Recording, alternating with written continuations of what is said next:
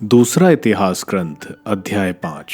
जब वह सब काम समाप्त हो चुका जिसकी आज्ञा सुलेमान ने प्रभु के मंदिर के लिए दी थी, तो सुलेमान ने अपने पिता दाऊद द्वारा समर्पित समस्त सामग्री अर्थात चांदी, सोना और अन्य सब सामान लाकर ईश्वर के मंदिर के भंडारों में रखवा दिया। मंदिर में विधान की मंजूषा की प्रतिष्ठा।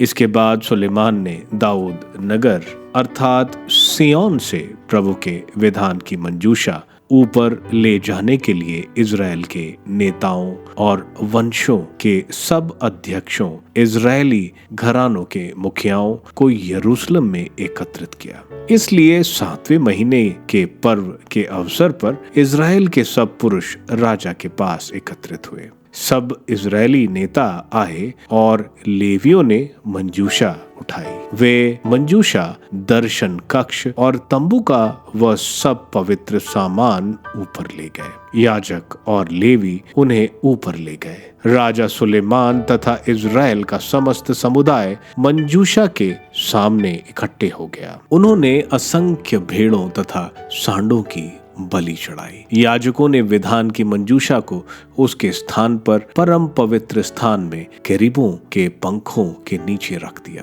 केरूबों के पंख मंजूषा के स्थान के ऊपर फैले हुए थे और इस प्रकार मंजूषा तथा उसके डंडों को आच्छादित करते थे। डंडे इतने ही लंबे थे कि उनके सिरे परम पवित्र स्थान के सामने के पवित्र स्थान से दिखाई देते थे, किंतु बाहर से नहीं। आज तक वही है। मंजूषा में केवल विधान की वे 2 पेटियां थीं जिन्हें मूसा ने हेरोब में उसमें रख दिया था। जब इज़राइली मिस्र से निकले थे तो प्रभु ने उनके लिए होरेब में वह नियम ठहराया था।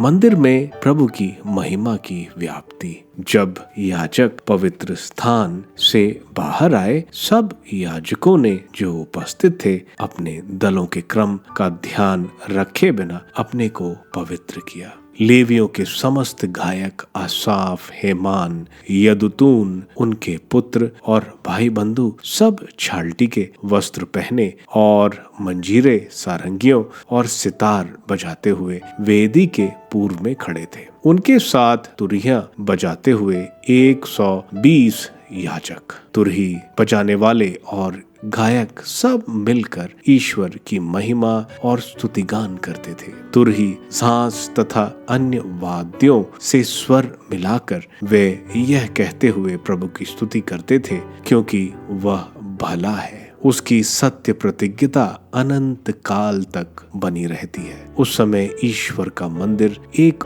बादल से भर गया और याजक मंदिर में अपना सेवा कार्य पूरा करने में असमर्थ थे। ईश्वर का मंदिर प्रभु की महिमा से भर गया था।